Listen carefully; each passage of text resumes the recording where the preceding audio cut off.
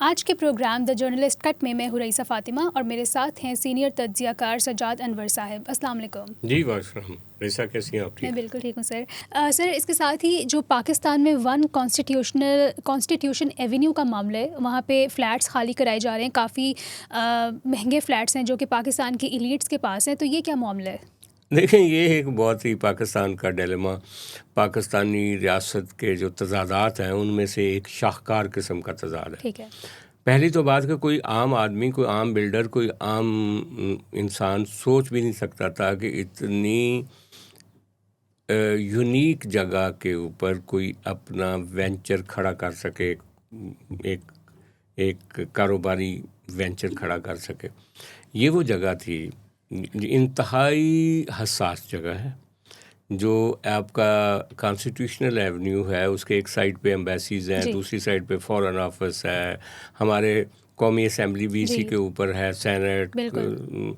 और ये जो आपका ख़ास तौर पे प्राइम मिनिस्टर हाउस भी आगे जाके इसी जी के ऊपर ही है, और पीछे सुप्रीम कोर्ट है, टेलीविज़न सेंटर है, MNAs हॉस्टल हैं, आपका FBR का अदारा है, रेडियो पाकिस्तान की मंजिल है, बिल्डिंग है वहाँ पे, काफ़ी खूबसूरत और हाई प्रोफाइल और एरिया है। बहुत हाई प्रोफाइल और बहुत हसास जी, रेड जोन है। रेड जोन है। वहाँ पे इन्होंने CDA ने एक कंपनी थी, उनको इजाज़त दी थी एक होटल बनाने की, और नक्शा भी एक होटल का ही अप्रूव हुआ था। एक ट्विन टावर के नाम से एक बहुत बड़ी आलीशान किस्म की बिल्डिंग है। ठीक है। लेकिन फिर उन्होंने, ये 2005-06 की बात है जब अप्रूवल मिली उनको, उन्होंने फिर उस अपने होटल के वेंचर को फ्लैट्स में तब्दील कर दिया, जो कि CDA के बकौल के वो इलीगल है। अगर इलीगल था तो उसी वक्त उनको रोकते। जब उन्होंने फ्लैट बेचे, फ्लैट्स की कीमत जो है वो 50 करोड़ तक है, यानी हाफ ऑफ द बिलियन, और वो इतने शानदार लोकेशन पे हैं कि आप जो भी अमीर तरीन लोग हैं पाकिस्तान की एलीट, उसमें जुडिशरी है, सियासतदान है, कहते हैं इमरान खान साहब का भी फ्लैट है उसमें, साकिब निसार का नाम लिया जाता है, और कुछ जजों के नाम लिए जाते हैं, जर्नैलों के नाम लिए जाते हैं, और काफ़ी लोग हैं जिनके वहाँ पे फ्लैट्स हैं। और वो इतनी यूनिक जगह है कि आप वहाँ से रावल डैम भी देख सकते हैं।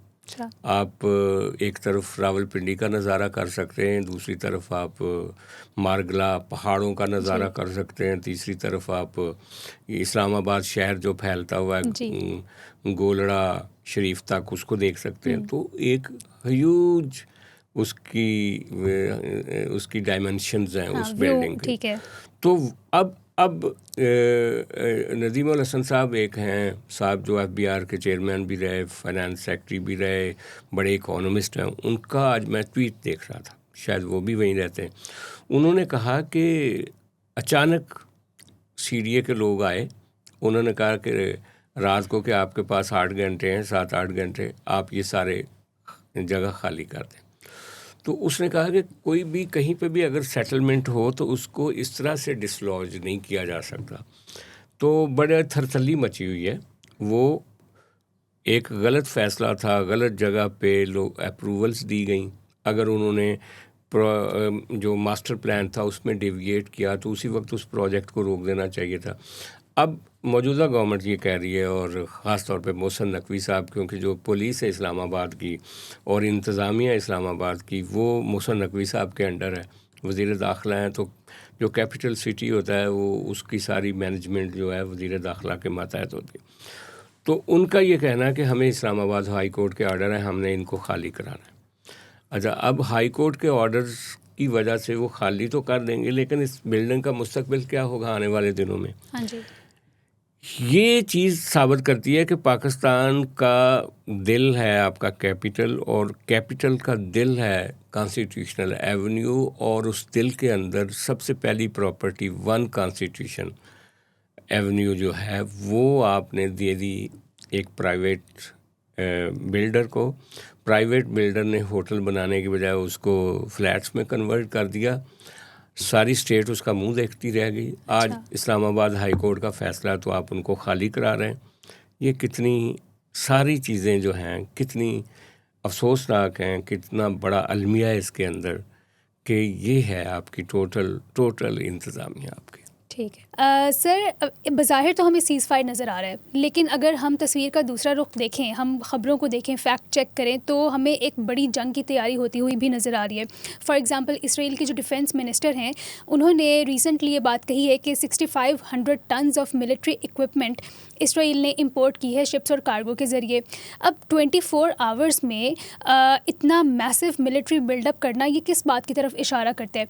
एक तो हमें ये बताएं कि इसके मिडल ईस्ट पर क्या असरात होंगे, ख़ास तौर पे ईरान पर, हिज़्बुल्लाह पर और गज़ा स्ट्रिप पर। और इसके साथ ही साथ अगर हम इसी चीज़ का दूसरा एंगल देखें तो जो IAEA है, इंटरनेशनल एटॉमिक एनर्जी एजेंसी, उसने ये बात कही है कि ईरान के पास इतना uranium, enriched uranium Isfahan site पर मौजूद है कि वो 10 न्यूक्लियर बॉम्ब्स बना सकता है। और इसी बात का एक तीसरा एंगल भी है, वो ये कि ईरानियन रियल एडमिरल जो शहराम ईरानी उनका नाम है, उन्होंने ये बात कही है कि हमारे पास एक ऐसा वेपन है जो कि हम बहुत जल्द सामने लाएंगे, जिससे दुश्मन खौफज़दा हो जाएगा और उम्मीद है कि उसको दिल का दौरा नहीं पड़ेगा। तो यकीनन वो प्लाज्मा वेपन्स की बात करें, मैं थोड़ा सा आपको बता दूं कि प्लाज्मा वेपन्स अभी तक हमने यही देखा कि साइंस फिक्शन में एग्जिस्ट करते हैं, लेकिन हम ये ज़रूर पिछले पास्ट में सुनते आए हैं कि ईरान, रशिया, चाइना और USA, ये चारों ममालिक इसको एक्वायर करने की कोशिश ज़रूर कर रहे थे, और इसके साथ ही ईरान ने ये स्टेटमेंट दे दिया है। हाँ बिल्कुल, असल में ये जो सीज़ फायर है ना, जिसको पाकिस्तान ने बड़ी कोशिशों से ये सीज़ फायर जो है अभी तक मेंटेन करवाया हुआ है जी। आज ही जो ईरानी स्पोक्समैन हैं foreign office, Iranian foreign office के तेहरान में, उन्होंने कहा कि पाकिस्तान ही एक वाहिद एक जो ऑफिशियल मीडिएटर है और उनके ज़रिए हम बात कर रहे हैं। और उनका कहना था कि जो जहाज़ अमेरिका ने पकड़ा हुआ है वो, और जो ईरानी गिरफ्तार हैं उस जहाज़ के ऊपर, उनकी बाजियाबी के लिए पाकिस्तान के ज़रिए ही बात कर रहे हैं। लेकिन ट्रंप भी पाकिस्तान की तारीफ़ कर रहा है, आज फिर उसने पाकिस्तान की और फील्ड मार्शल साहब की, वज़ीर आज़म साहब की तारीफ़ की कि वो बड़ी सालसी कर रहे हैं। इसके साथ ही साथ लग रहा है कि ये जो वक्फ़ा है, जो ना तो जंग रुकी है और ना जंग हो रही है, ये इस तरह का वक्फ़ा है जी। इस वक्फ़े में एक बहुत बड़ा स्ट्रॉन्ग इम्प्रेशन ये आ रहा है कि दोनों फ़रीक जंग की तैयारी कर रहे हैं, अगली जंग की, क्योंकि जो ट्रंप है वो देखना चाह रहा है मुकम्मल सरेंडर ईरानी साइड पे ना, और ईरानी इसके लिए बिल्कुल तैयार नहीं है। वो कोई इस गुफ्तगू के लिए भी बहुत ज़्यादा इंथुसियास्टिक नहीं थे जी। वो पहले ही रिलेक्टेंट थे जी। और उन्होंने जब पहले दिन ही गुफ्तगू शुरू की तो उन्होंने कहा कि हम एक ऐसे दुश्मन के साथ बातचीत करने के लिए जा रहे हैं जो बातचीत के दौरान भी धोखा देने की जिसको आदत है। तो वो भी पूरी तरह अलर्ट है जी। अब अमर क्या माने है, जंग क्यों नहीं हो रही? अगर सवाल ये है कि अगर ट्रंप का और इजराइल का कोई प्लान है जो कि इसके बाद का, तो वो क्या हो सकता है? और अगर वो है कोई प्लान तो वो कब शुरू करेंगे जंग? फ़िलहाल क्यों जंग रुकी हुई है? बाज़ लोगों का ये ख्याल है कि जो मिज़ाइल्स के ज़रिए ईरान का नुकसान करना था इन्होंने, या जो अपना शुरू के अटैक्स किए जो इतने दिन तक जंग जारी रही, उसमें इन्होंने अपना मैक्सिमम जो करना था वो किया, और ईरान ने भी जो उससे हो सकता था उसने मैक्सिमम रिटेलिएट किया। जो पहला राउंड है उसके बारे में सारी दुनिया ये कह रही है कि ईरान जीता हुआ है। बिल्कुल। अच्छा, उसकी रीज़न क्या है? उसकी रीज़न ये है कि टेक्नोलॉजिकली तो अमेरिका और उस अपने फ़ौजी बिल्डअप में तो अमेरिका बहुत बड़ा मुल्क है ईरान के सामने। फिर इजराइल जो है वो एक न्यूक्लियर पावर है। तो ईरान के बारे में जो लोगों की राय थी कि 1-2 दिन में इनके मिसाइल ख़त्म हो जाएंगे, 1-2 दिन में इनकी जंगी डेप्थ ख़त्म हो जाएगी, और 1-2 दिन में लोग निकल आएंगे और इनका जो रिजीम है वो चेंज हो जाएगा, वो सारे मुगालते गलत साबित हुए। अब अगला जो फेज़ है ना वो ये है कि जो लोग प्रिडिक्ट कर रहे हैं कि शायद अमेरिकन एक स्मार्ट एक्शन की कोशिश कर रहे हैं जो बूट ऑन ग्राउंड्स के हवाले से होगा। लेकिन जो इससे पहले अमरीकियों ने एक कोशिश की थी, आपको याद होगा, जो इनका एरिया है ईरान का, ख़ास तौर पे खारान का जो एरिया, वहाँ इन्होंने खारान में भी इन्होंने कोशिश की इन्वेड करने की, वहाँ इनकी अच्छा खासा ईरानियों ने नुकसान किया जी। और इसी तरह ये अस्फहान की पहाड़ियों पे भी गए और वहाँ पे भी इनको बड़ी मज़ाहमत का सामना करना पड़ा। अब ये कहाँ पे जाके उतरेंगे?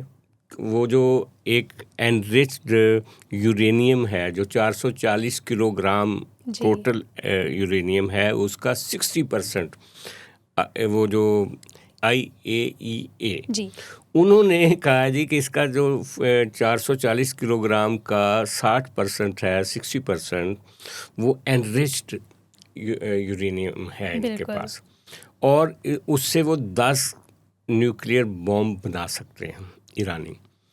अच्छा, और इसके अलावा आज जो आपने अभी शाहराम ईरानी जो एडमिरल हैं उनकी तरफ से बताया कि उन्होंने कहा कि हमारे पास अब एक ऐसा हथियार हम इंट्रोड्यूस करेंगे जो कि अभी तक नहीं किया, जिसके बारे में हो सकता है कि इनको सुन के अगर वो हथियार हम यूज़ करें तो इनको हार्ट अटैक हो सकता है। तो ईरानी जो हैं वो प्रीएम्प्ट कर रहे हैं कि ये बूट ऑन ग्राउंड या कोई टैक्टिकल वेपन इस्तेमाल कर सकते हैं ईरान के ख़िलाफ़। तो उसको प्रीएम्प्ट करते हुए आज वो एडमिरल साहब ने एक ऑफिशियली बयान दे दिया है। ठीक है। तो इसलिए अमरीकी कोशिश कर रहे हैं कि वो इस सतह पे जंग को ना लेकर जाएं और किसी तरीके से उनको ईरानी साइड से कुछ ऐसी चीज़ें मिल जाएं गुफ्तगू के ज़रिए कि वो अपने लोगों को दिखा सकें कि ले जी हमने ये यूरेनियम ले लिया, इनकी न्यूक्लियर की कैपेसिटी अब नहीं है न्यूक्लियर बनाने की, ये वो फलां। ईरानी बिल्कुल ऐसा मौका देने के लिए उनको तैयार नहीं है। तो ये एक बहुत डेंजरस सिचुएशन है जी। इसमें कोई भी फ्रीक एक गलत फ़ैसला करके एक ऐसी जंग की इब्तिदा कर सकता है जो इस पूरी रीजन को अपनी लपेट में ले सकती है। ठीक है। ट्रंप ने, अमरीकियों की कोशिश है कि इस जंग को स्मार्ट रखा जाए, ज़्यादा ना फैले और उनको ज़्यादा लंबा स्टे भी ना करना पड़े यहाँ पे, और वो अपना फ़ायदा जो भी टारगेटेड जो एक ऑपरेशन करके तो यहाँ से निकलें जी। ईरान उनको ऐसा कोई मौका नहीं दे रहा जी। यही स्टेलमेट है, यही एक वो खला है जिसमें काफ़ी देर से ये जो सीज़ फायर भी है और सीज़ फायर नहीं भी है, उनकी कश्तियों पे कब्ज़े किए जा रहे हैं। ईरान आबना हरमज़ में बैठा हुआ है कंट्रोल करके।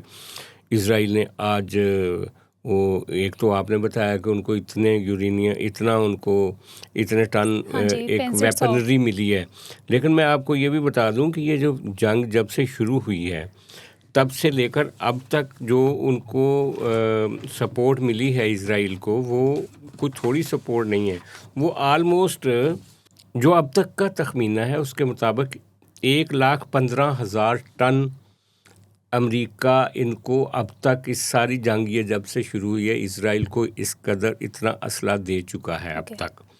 तो इसलिए कहने का मतलब ये है कि जंगी तैयारियां अपनी जगह पे बरकरार हैं, लेकिन अमरीकी अपने अंदाज में वो चाह रहे हैं कि एक स्मार्ट स्विफ्ट कुछ दिनों की जंग करके ईरान को पसपा करके वो यहाँ से चले जाएं, लेकिन जो ग्राउंड रियलिटीज़ हैं वो अमेरिका की इन ख्वाहिशात के बिल्कुल बरक्स हैं।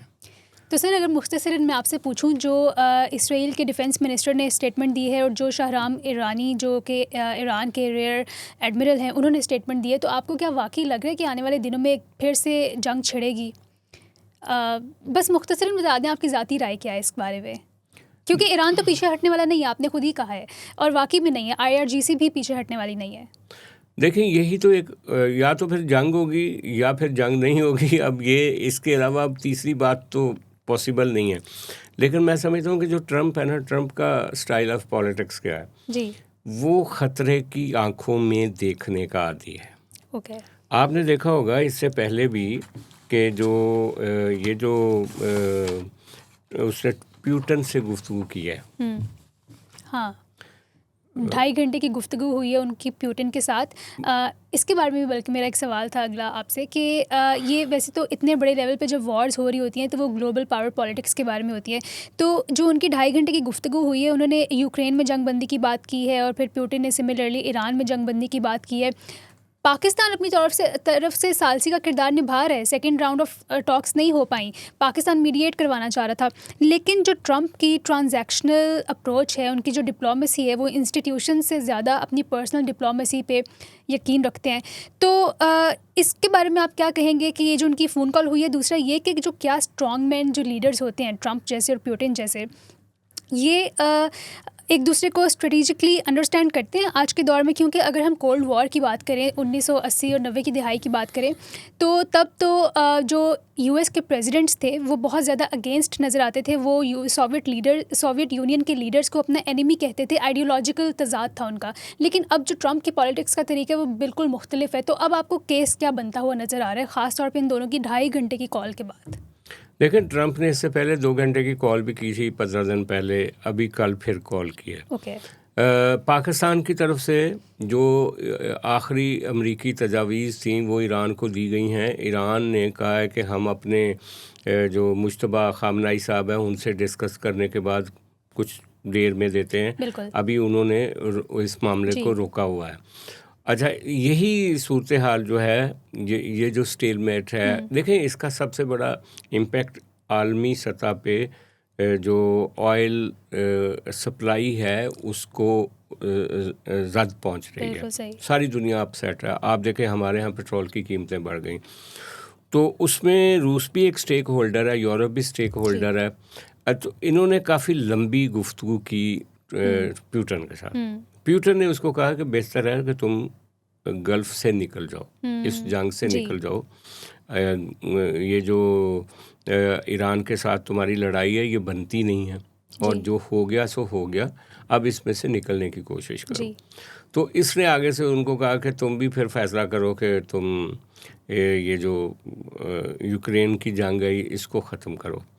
अब यूक्रेन की जंग के बारे में भी रशिया ने कुछ सिग्नल्स दिए हैं कि 9 मई शायद मई का कोई दिन है जिसमें जो वो अपने आज़ादी का दिन मनाते हैं, जो ज़ारशाही थी वहाँ की, उसके इख्तिताम को, तो उस दिन हो सकता है वो उस जंग के ख़ात्मे का ऐलान करें, अगर अमेरिका के साथ उनकी बातचीत आगे चलती है तो। लेकिन ट्रंप ने जो इनको ये भी कहा, देखें ट्रंप है वो, मैंने पहले कहा ना कि वो ख़तरे में देखने का आदी है। ये जो न्यूक्लियर प्रोग्राम है ईरान का और ईरान की जो जंगी हिकमत अमली है, उसके 2 रुख हैं। एक रुख जो है वो चाइना के साथ है और दूसरा रशिया के साथ है।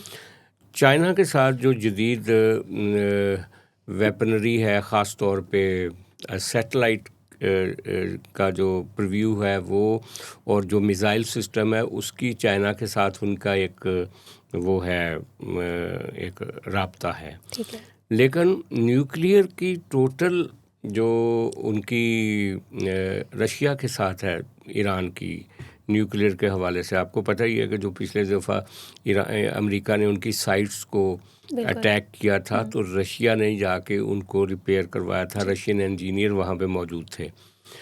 तो ये ख़तरा जो है न्यूक्लियर का, जो ईरानी एनरिच्ड यूरेनियम, और क्या ईरान के पास न्यूक्लियर बॉम्ब हो सकता है ये नहीं हो सकता, उसके लिए ट्रंप का चैनल जो है वो, पुतिन और ट्रंप का चैनल जो है वो बहुत इफेक्टिव था। उन्होंने इसके ऊपर काफ़ी देर तक गुफ्तगू की।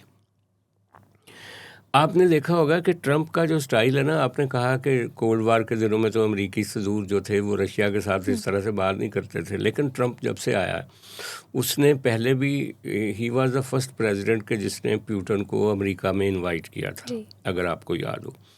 अच्छा, फिर ही इज़ द प्रेसिडेंट के जिसने, जो कि सारी कोल्ड वार तो छोड़ दें, उसके बाद भी मिस्टर जो किम जोंग हैं नॉर्थ कोरिया के, ये इसने उनके साथ भी मुलाकात की थी।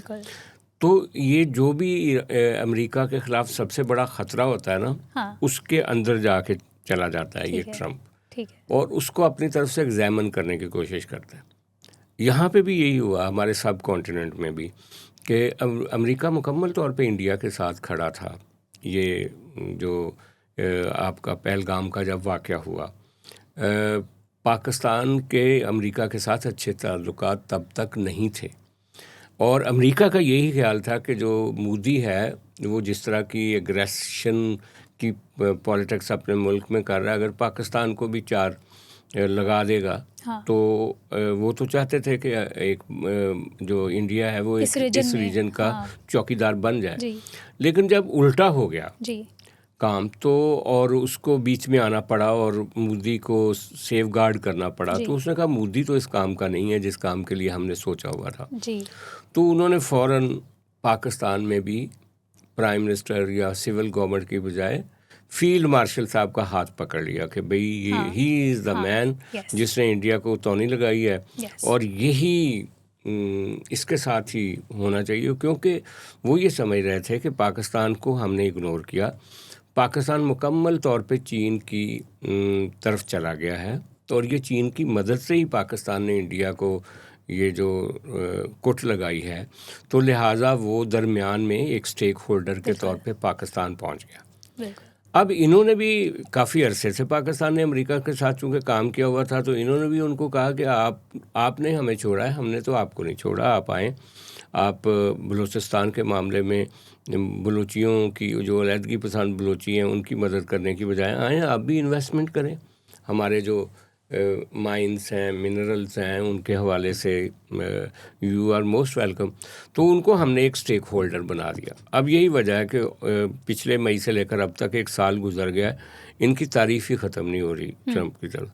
तो ट्रंप जो है ना वो ख़तरे में देखता है, जहाँ जहाँ उसको समझ आती है कि यहाँ क्योंकि वो उन्होंने जो टीम बनाई हुई ना, मेक अमेरिका ग्रेट अगेन, ये वो टीम है, ट्रंप उसको हेड करता है कि वो चाहते हैं कि कोल्ड वार के दिनों में जो अमेरिका, बहुत सारी अमेरिकियों ने बहुत सारे मुल्कों की हिफाजत अपने ज़िम्मे ली हुई थी और पूरी दुनिया में डेमोक्रेसीज़ के लिए ये वो फंड कर रहा था, उसने कहा ये फजूल खर्ची है सारी, वापस करें अमेरिका को, जिस तरह से उसने वेनेजुएला में किया।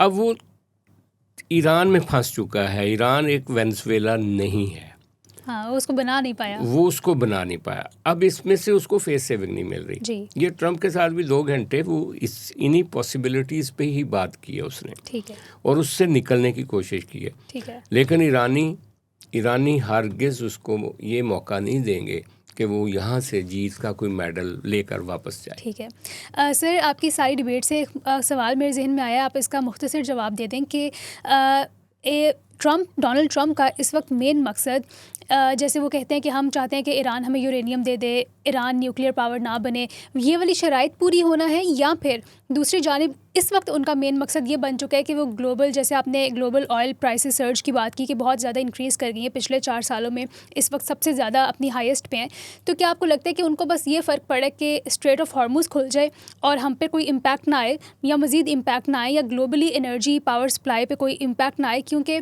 अगर हिस्ट्री से तो हर कोई सीखता है, तो उनको भी याद होगा कि 1973 का जो ऑयल क्राइसिस था, जो ऑयल एम्बार्गो था अरब स्टेट्स की जानिब से, उसने वेस्ट को काफ़ी असरअंदाज किया था और उसके काफ़ी असरात आते हैं। तो इस वक्त ट्रंप क्या चाहते हैं कि ये स्ट्रेट ऑफ हॉर्मुज़ खुल जाए और सब कुछ ठीक हो जाए, इकॉनमी बेहतर हो जाए, या फिर जंग जीतनी है उन्होंने और यूरेनियम उनका कंट्रोल करवाना है, हासिल करना है, उनको न्यूक्लियर पावर बनने से रोकना है?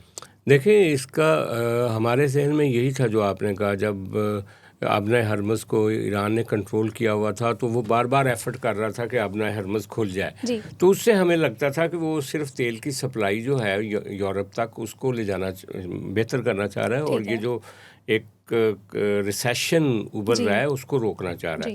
लेकिन फिर क्या हुआ कि जब ईरान ने आबना हरमुज़ से अपना कंट्रोल पीछे लेने की कोशिश की, उसके बावजूद ट्रंप ने जो नेवल ब्लॉकेज है उसको बरकरार रखा और अभी तक है। उससे लगता है कि उसको ये परवाह नहीं है कि यूरोप डूबता है तो डूब जाए। खुद अमेरिका में भी ऑयल प्राइसेस बढ़ी हैं, ऊपर गई हैं, लेकिन यूरोप की अब उसको फिक्र नहीं है। ठीक है, अगर फिक्र होती तो वो कभी नेवल ब्लॉकेज ना करता। ये तो एक बात बिल्कुल समझ में आ रही है। अच्छा, दूसरी बात कि उसको ये भी फ़िक्र नहीं है कि ये जंग कितनी लंबी चलेगी, इसके अच्छा। नतीजे का इम्पैक्ट क्या आएगा ठीक है। इकोनॉमिक का, ये नहीं। वो उसको फ़िक्र क्या है कि अमेरिका को इस जंग में अगर अमेरिका दाखिल हुआ है और उसने ईरान को अटैक किया है, तो अमेरिका के पास जीत का एक मेडल होना चाहिए। ठीक है। ये एक बिल्कुल ट्राइबल किस्म की सोच है, वाइल्ड किस्म की सोच है। ये बिल्कुल ये जो नेशन स्टेट्स की डिप्लोमेटिक थिंकिंग होती है उससे बिल्कुल मुबर्रा है। अच्छा, इसी तरह जो उसका पार्टनर है वो वहाँ पे नेतन्याहू, वो भी ऑलमोस्ट एक फाशिस्ट माइंड का आदमी है। तो इस माइंडसेट के साथ ट्रंप जो है इस जंग से अगर एक कारोबारी इंसान या एक रियल्टर के तौर पे डील करके वापस निकलेगा, तो वो अमेरिकियों को दिखाने के लिए उसके पास कुछ भी नहीं होगा। ठीक है। तो ये जो कॉन्फ्लिक्ट है ना उसका, ये उसको उसकी ताकत भी और कमज़ोरी भी है, यही स्टाइल। ठीक है। और ये उसको अल्टीमेटली, मैं फिर भी कहता हूँ, ये जंग दोबारा भी करके देख लें, ये एक तरह से बूट ऑन ग्राउंड करके भी देख लें, अपने हथियार चला के भी देख लें, ईरान के पास फिर भी कुछ तुरप के पत्ते ऐसे हैं कि वो इनको जीतने नहीं देगा। ठीक है। इस जंग को अमेरिकी इंटरेस्ट यही है कि इस जंग को उसी तरह अधूरा ख़त्म करें जैसे अफ़गानिस्तान से निकले थे, जैसे वियतनाम से निकले थे। यही एक रास्ता है। ठीक है। और मेक द अमेरिका ग्रेट वाला ख्वाब जो है, कम से कम ईरान और गल्फ़ के हवाले से अगर वो उसी तरह रखेगा तो फिर ये जंग अमेरिका को और महंगी पड़ेगी। पहले बहुत महंगी पड़ रही है। पहले उनकी कांग्रेस जो है वो नई जो मुद्दत है जंग की वो बढ़ाने के लिए तैयार नहीं है। आज ही उनके वॉर मिनिस्टर ने कहा है कि उसके लिए शायद हमें ज़रूरत नहीं किसी नए कानून के तहत। वाइट हाउस जो है वो खुद मुख्तार है, लेकिन वहाँ जो पार्लियामेंट है, जो पब्लिक ओपिनियन है, जो इनकी अपनी रेटिंग है ट्रंप की, वो बहुत नीचे जा रही है। ठीक है सर, इसके साथ ही हम चीफ़ मिनिस्टर मरीम नवाज़ शरीफ की थोड़ी सी बात कर लेते हैं। एक बहुत ही नामवर सहाफ़ी, सीनियर सहाफ़ी ने उनके बारे में ये कहा कि उनको शायद कैंसर की तशख़ीस हुई है, बल्कि उन्होंने कहा कि उन्होंने अपने सोर्सेज से कंफर्म किए, अपनी तरफ से उन्होंने कंफर्म न्यूज़ दी, जिसकी वजह से मरीम नवाज़ साहिबा को इस न्यूज़ की तरदीद करनी पड़ी। और उन्होंने कहा कि मैं इसके बारे में बात नहीं करना चाहती थी, लेकिन मैं ये बताना चाह रही हूँ कि मुझे पैराथायरॉयड का इशू है और ये कैंसर नहीं है, और इसका इलाज सिर्फ स्पेन और यूएस में मुमकिन है, तो इसलिए वो वहाँ जाती हैं। तो ये जो पाकिस्तान में फ़ेक न्यूज़ गर्दिश करती है, सब इसके अगेंस्ट बोलते भी हैं, लेकिन साथ में वो येलो जर्नलिज़म करते भी हैं। और अगर इन केस हम ये सोचें 1 मिनट के लिए, ये इमेजिन करें कि ये न्यूज़ ठीक भी थी, उनके सोर्सेज ठीक भी थे, तो इसको एक न्यूज़ बनाने की क्या ज़रूरत पड़ी थी? एक तो एक बहुत ही पर्सनल और निजी ज़ाती ज़िंदगी का मामला है ना, तो इसको न्यूज़ में कन्वर्ट करने की ज़रूरत भी क्या थी अगर तो ये सच थी? अव्वल तो वो सच ही नहीं है। ये अफसोसनाक बात है कि हम लोगों की ज़िंदगियों में घुस गए हैं जी। और उनके जो इंतहाई हसास पहलू होते हैं उन तक चले जाते हैं, और बहुत ये शर्मनाक बात है। और सिर्फ अपने पॉडकास्ट को थोड़ा सा चार्मिंग बनाने के लिए या उसमें सनसनी क्रिएट करने के लिए हम देखते हैं कि किसी की जान भी चली जाए, किसी की इज़्ज़त भी चली जाए। आपने देखा पिछले दिनों ये जो मीरा के साथ जो कुछ हुआ, उसके अलावा कुछ लोगों के साथ जो हो रहा है, अपने अपने पॉडकास्ट के लिए लोग अगले बंदे की पूरी पर्सनैलिटी को तबाह करने के लिए तैयार हो जाते हैं। ये तो मरियम नवाज़ साहबा थी, सीएम हैं वो, उन्होंने आके ख़ुद बता दिया, जुर्रत की। लेकिन कई लोग होते हैं, वाकई कुछ बीमारियां ऐसी होती हैं कि जिनको ज़ाहिर करना या बताना या पब्लिकली वो नहीं बात करना चाह रहे होते, और आप घसीट के लोगों को मैदान में ले आते हैं। मैं तो कहता हूँ कि अभी तो शुक्र करें कि ये जो हम कल परसों भी इनकी अफवाहों का जिक्र कर रहे थे सबका, कि ये जो पिछले 4-5 दिन में इतनी बहुत सारी अफवाहें चली कि जरदारी साहब से इस्तीफ़ा ले लिया गया, उनको कहा गया कि आप यहाँ इस्लामाबाद छोड़ दें, फिर कहा गया परवेज़ इलाही जो है उसने जाके बिलावल साहब के साथ एक उनकी फ़ेक तस्वीर बना ली कि उसने पीपल्स पार्टी ज्वाइन कर ली है, फिर किसी ने कहा कि जो फील्ड मार्शल साहब हैं वो सदर बनने के लिए तैयारियां कर रहे हैं, फिर किसी ने कहा कि इस तरह की ये जो अफवाहें रोज़ गर्दिश कर रही हैं पाकिस्तान में, और अफवाहें बिकती भी हैं। एक बंदा आता है वो कहता है मैं आपको बताता हूँ जो अब तक नहीं हुआ वो अब होने जा रहा है, इस तरह की कहानियाँ। तो शुक्र है मरियम साहबा के बारे में किसी ने ये नहीं कहा कि बुशरा बीबी साहबा जो हैं उन्होंने जेल में कोई टूना किया है या जादू किया है जिसकी वजह से मरियम साहबा बीमार हो गई हैं और वो अपने इलाज के लिए जो हैं वो जनेवा चली गई हैं। ये बड़ा ही एक मैं समझता हूँ कि बहुत अफसोसनाक बात है। इस तरह की बातों से इज्तनाब करना चाहिए। और अगर आपके पास कोई ख़बर है भी किसी डिग्निटीज़ की, किसी अहम ओहदे पे बैठे किसी फ़र्द की, तो उनकी अप्रूवल लेनी चाहिए वो ख़बर चलाने के लिए। जी। उनकी अप्रूवल के बगैर वो ख़बर नहीं चलानी चाहिए। ठीक है। हुआ यही होगा कि उनको जो आपने बताया थेराइड्स की प्रॉब्लम है, उसका ये होता है कि उसको चेक करने के लिए कि जो भी वहाँ से चीज़ होती है उसके कोई टेस्ट करवाए गए होंगे, तो उन टेस्ट के अंदर ये भी चेक किया जाता है कि क्या ये ऐसी कोई ऐसी ग्रोथ तो नहीं है। तो उससे किसी बंदे ने शरारतन ये चीज़ निकाली और ये फैला दी। ये बहुत अफसोसनाक है। ठीक है। Thank you so much sir for today's episode and for your analysis. कल हम हाजिर होंगे एक नई एपिसोड के साथ। तब तक के लिए खुदा हाफिज़।